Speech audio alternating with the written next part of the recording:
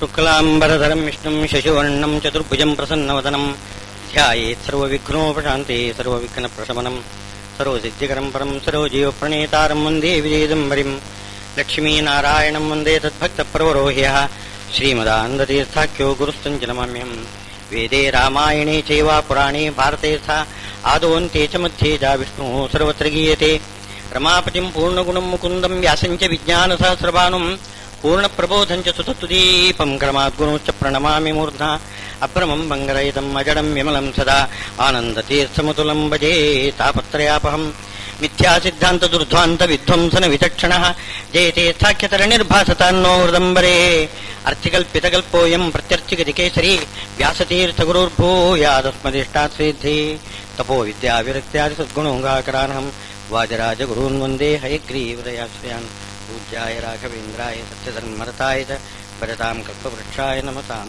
कामधेनुं श्रीगुरुभ्यो धृतराष्ट्र उवाच धर्मक्षेत्रे कुरुक्षेत्रे समवेतायुत्सवः मामकाः पाण्डवाश्चैव किमकुर्वत संजय.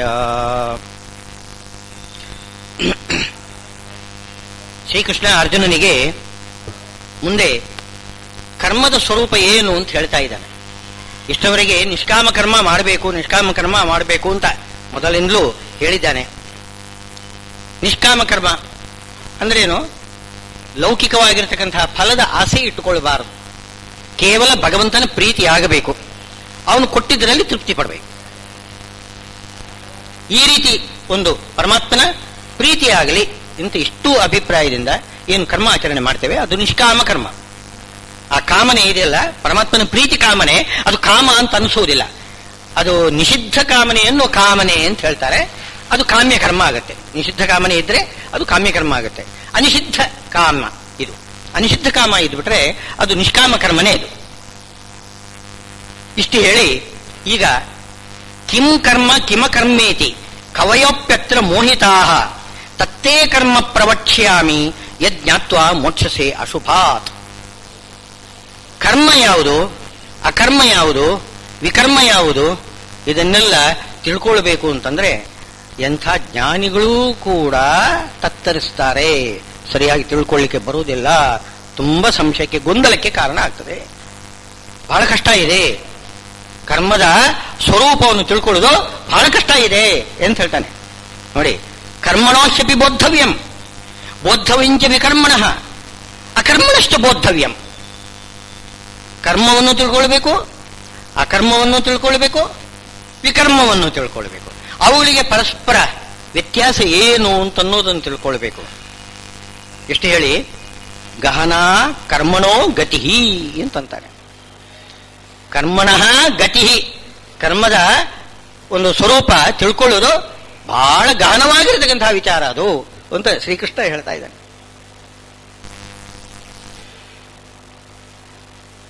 ಇದು ನಮಗೆ ಸುಲಭವಾಗಿ ಏನು, ನಿಷ್ಕಾಮ ಕರ್ಮ, ಕರ್ಮಯೋಗ ಕರ್ಮಯೋಗ ಅಂತ ಬಂದಿರೋದು. ಕರ್ಮ ಅಂದ್ರೆ ಏನು? ನಿಷ್ಕಾಮ ಕರ್ಮ. ಕಾಮ್ಯ ಕರ್ಮವನ್ನು ನಾವು ಕರ್ಮ ಅಂತ ಹೇಳುವುದಿಲ್ಲ. ಅದು ಯಾವುದರಲ್ಲಿ ಸೇರ್ತದೆ? ಇದು ನಿಷಿದ್ಧ ಕರ್ಮ, ವಿಕರ್ಮ ಆಗ್ತದೆ. ವಿಕರ್ಮ, ವಿಕರ್ಮ ಅಂದ್ರೆ ನಿಷಿದ್ಧವಾಗಿರತಕ್ಕಂಥದ್ದು, ವಿರುದ್ಧವಾದ ಕರ್ಮ. ವಿಕರ್ಮ ಅಂದ್ರೆ ವಿರುದ್ಧವಾದ ಕರ್ಮ.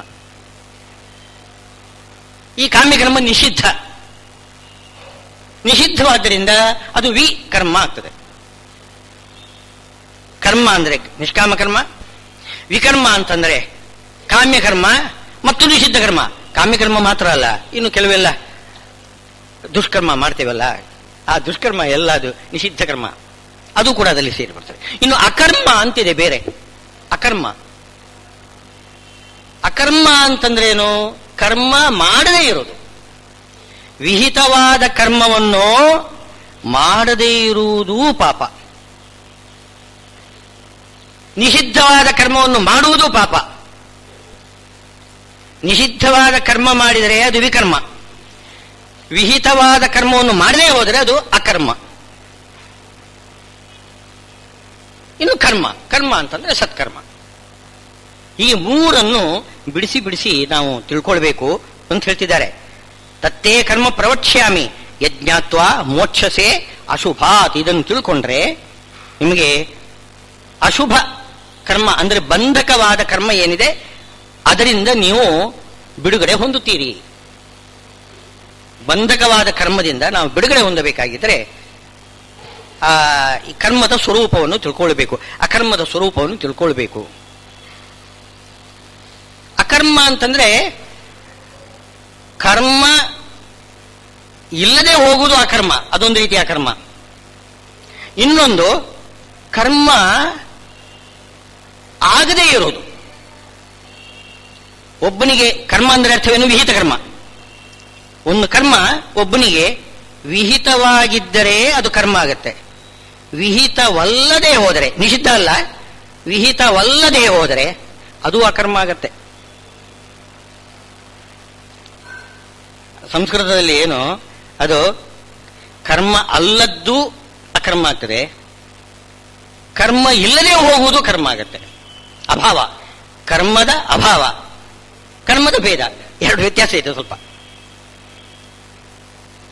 ಈಗ ಉದಾಹರಣೆಗೆ ಈ ಗೃಹಸ್ಥ ಧರ್ಮ, ಗೃಹಸ್ಥ ಧರ್ಮ ಬಹಳ ಒಳ್ಳೆಯದು. ದೇವರಿಗೆ ನೈವೇದ್ಯ ಮಾಡೋದು, ವೈಶ್ವದೇವ ಮಾಡೋದು ಇತ್ಯಾದಿಗಳೆಲ್ಲ, ಇದು ಬ್ರಾಹ್ಮಣ ಸಂತರ್ಪಣೆ ಮುಂತಾದೆಲ್ಲ ಮಾಡಿಸೋದು, ಮತ್ತೆ ಪಿತೃಕಾರ್ಯ ಇದೆಲ್ಲ ಶ್ರಾದ್ದ ಮುಂತಾದವುಗಳೆಲ್ಲ ಮಾಡೋದು, ಇದೆಲ್ಲ ಸತ್ಕರ್ಮ ತಾನೇ, ಇದು ಕರ್ಮ ತಾನೇ. ಆದರೆ ಗೃಹಸ್ಥರಿಗೆ ಹೇಳಿದ್ದು, ಸನ್ಯಾಸಿಗಳಿಗೆ ಇದು ಕರ್ಮ ಅಲ್ಲ. ಸನ್ಯಾಸಿಗಳಿಗೆ ಇದರಲ್ಲಿ ಅಧಿಕಾರನೇ ಇಲ್ಲ, ಅವರೆಲ್ಲ ಮಾಡಬಾರ್ದು ಇದನ್ನು. ಸನ್ಯಾಸಿಗಳಿಗೆ ಇದೆ ಶ್ರಾದ್ದ ಕರ್ಮ ಇದೆಯಲ್ಲ, ಪಿತೃಶ್ರಾದ್ದ, ಅದು ಗೃಹಸ್ಥರಿಗೆ ಕರ್ಮ, ಸನ್ಯಾಸಿಗಳಿಗೆ ಅಕರ್ಮ.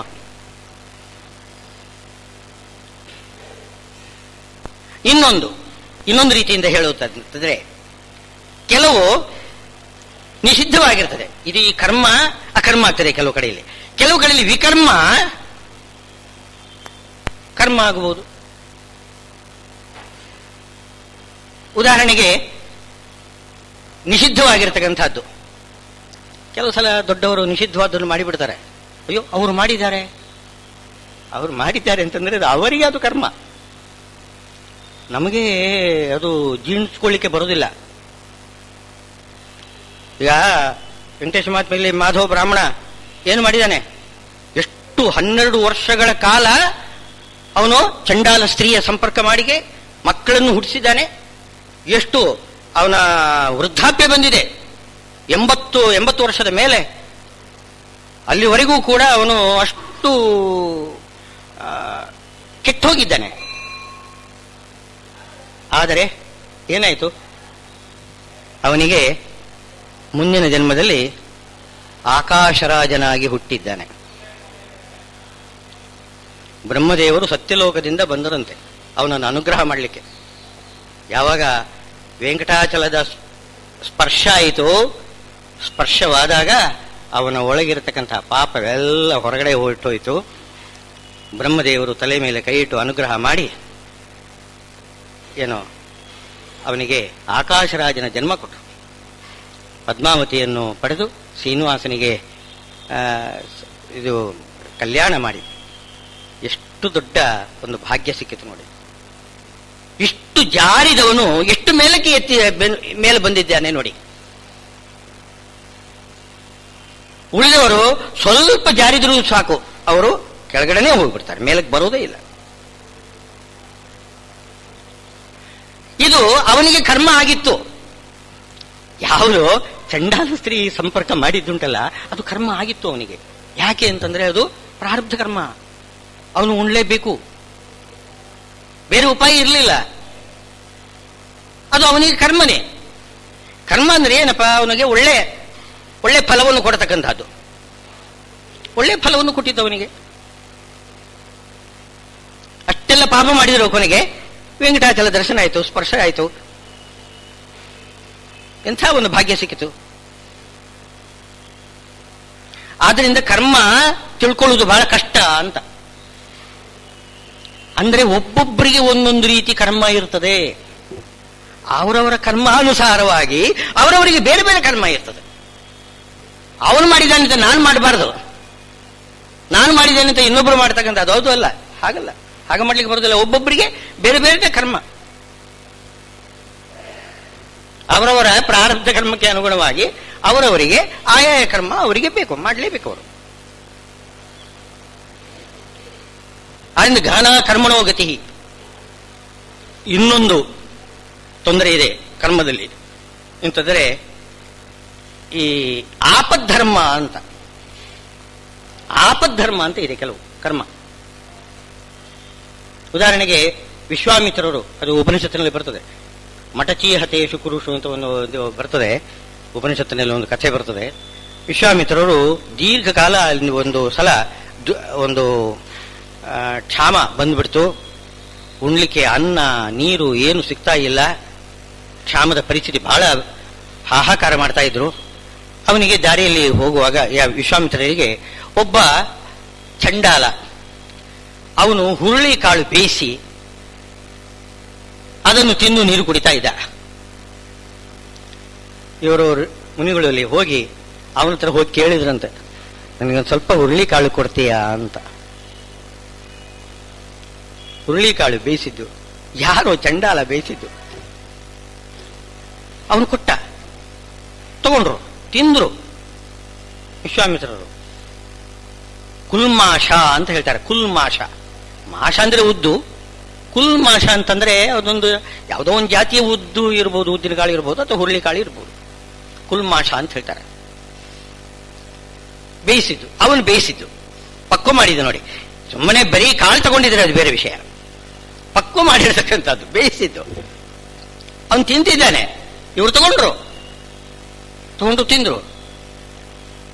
ಆಮೇಲೆ ಎದ್ದು ಹೊರಟರು.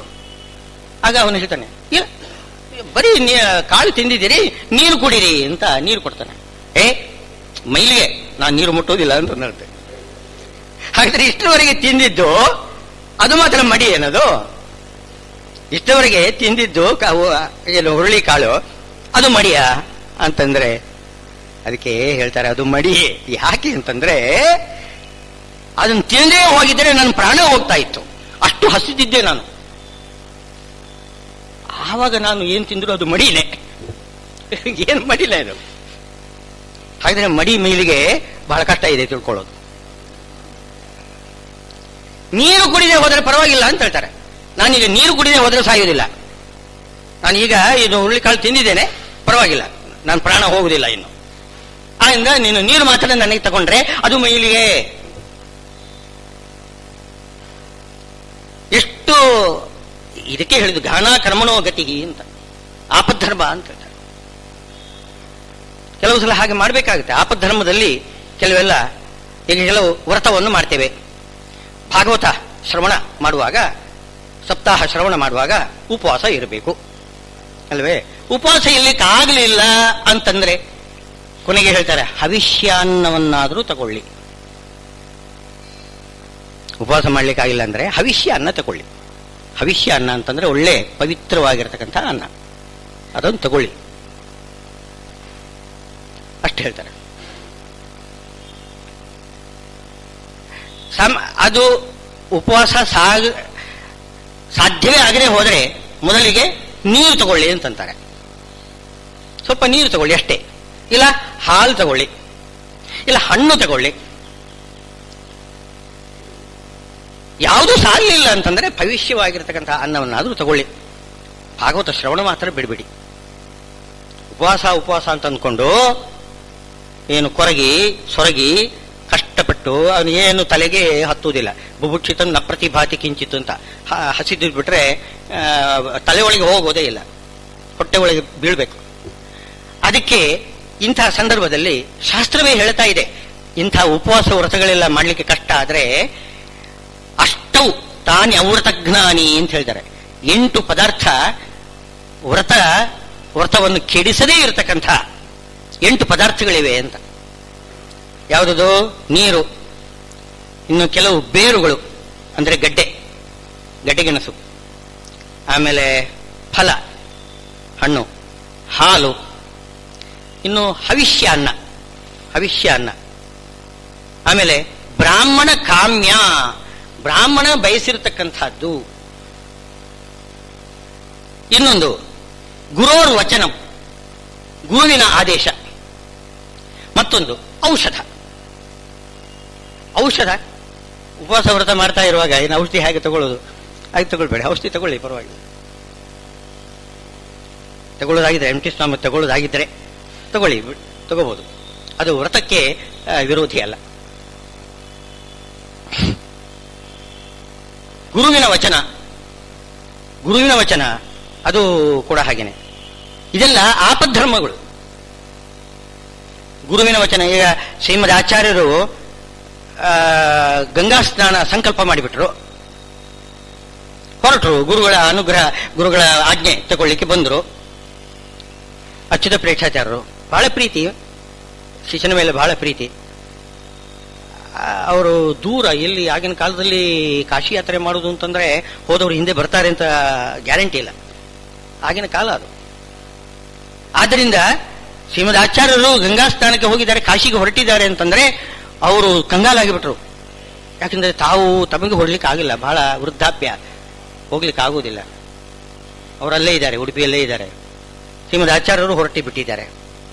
ಹೇಳಿಬಿಟ್ರು, ಎಲ್ಲ ನಾನು ನಿನ್ನನ್ನು ಕಳಿಸುವುದಿಲ್ಲ, ನೀನು ಇಲ್ಲೇ ಇರಬೇಕು, ಹೋಗಬಾರದು ಅಂತಂದ್ರಂತೆ. ಏನ್ ಮಾಡಬೇಕು? ಇವರು ಸಂಕಲ್ಪ ಮಾಡಿಬಿಟ್ಟಿದ್ದಾರೆ, ಗಂಗಾ ಸ್ನಾನ ಆಗಬೇಕು ಶ್ರೀಮದಾಚಾರ್ಯರಿಗೆ ಅಂತಂದ್ರೆ ಏನು ತೊಂದರೆ ಏನಿಲ್ಲ. ಅವರು ಗುರು ವಚನ, ಗುರುವಿನ ವಚನ, ಗುರುವಿನ ವಚನ, ಅದರಿಂದ ಹೋಗುವುದಿಲ್ಲ ಅಂತ. ಆದ್ರೆ ಹೋಗುವುದಿಲ್ಲ ಅಂತಂದ್ರೆ ಯಾರಿಗೆ ನಷ್ಟ? ಗಂಗೆಗೆ ನಷ್ಟ. ಗಂಗಾ ಸ್ನಾನ ಮಾಡಿದ್ರೆ ಶ್ರೀಮದ್ ಆಚಾರ್ಯರಿಗೆ ಲಾಭ ಅಲ್ಲ, ಅದು ಗಂಗೆಗೆ ಲಾಭ. ಶ್ರೀಮದ್ ಆಚಾರ್ಯ ಸ್ಪರ್ಶ ಆಯಿತು ಅಂತಂದ್ರೆ ಅದಕ್ಕೆ ಗಂಗೆ ಬಂದ್ಬಿಟ್ಲು. ಇಲ್ಲಿಗೆ ಮದ್ದು ಸರೋವರಕ್ಕೆ ಬಂದ್ಬಿಟ್ರು. ಶ್ರೀಮದ್ ಆಚಾರ್ಯರು ಅಲ್ಲಿ ಸ್ನಾನ ಮಾಡಿದ್ರಂತೆ. ತತಃಪರಂ 12 ವರ್ಷದ ಅಭ್ಯಂತರೆ ಸದಾ ಮೃದೇತ್ಸ ತದನುಗ್ರಹಾಂಕಿನಿ ಅಂತ 12 ವರ್ಷಕ್ಕೊಮ್ಮೆ ಮದ್ದು ಸರೋವರದಲ್ಲಿ ಏನೋ ಗಂಗಾ ಉದ್ಭವ ಆಗ್ತದೆ ಅಂತ. ಗುರುವಿನ ವಚನ ಅಂತಂದ್ರೆ ಹೀಗೆ. ಇದು ಆಪತ್ಕಾಲದಲ್ಲಿ ಹೀಗೆ ಮಾಡಬೇಕಾಗತ್ತೆ. ಬಿಟ್ಟು ಹೋಗ್ಲಿಕ್ಕೆ ಬರೋದಿಲ್ಲ, ಗುರುಗಳನ್ನು ಬಿಟ್ಟು ಹೋಗ್ಲಿಕ್ಕೆ ಬರೋದಿಲ್ಲ, ಕೂತ್ಕೊಂಡ್ಬಿಟ್ರು. ಅವರಾದ್ದರಿಂದ ಏನು ಗಂಗಾ ಸ್ನಾನ ಅಲ್ಲೇ ಮಾಡಿಬಿಟ್ರು. ಹೀಗೆ ಈ ಆಪದ್ಧರ್ಮ. ಇನ್ನೊಂದು ಆಪದ್ಧರ್ಮ ಇದೆ. ಈ ಭೀಮಸೇನ್ ದೇವರದ್ದು ಉದಾಹರಣೆ ತಗೊಂಡ್ರೆ ಅವ್ರದ್ದು ಆಪದ್ಧರ್ಮ ಹೇಗೆ? ದುರ್ಯೋಧನ ತೊಡೆ ಮುರಿದು ಹಾಕಿದ್ರು. ಗಾಂಧಾರಿಗೆ ಕೋಪ, ಬಹಳ ಕೋಪ. ಹೆತ್ತ ತಾಯಿ ತಾನೇ, ಅವಳಿಗೆ ತುಂಬಾ ಕೋಪ. ಭೀಮನನ್ನು ಒಂದೇ ಸಮನೆ ಬೈತಾಳೆ, ನೀನು ತೊಡೆ ಮುರಿದು ತಪ್ಪಲ್ವಾ ಅಂತ.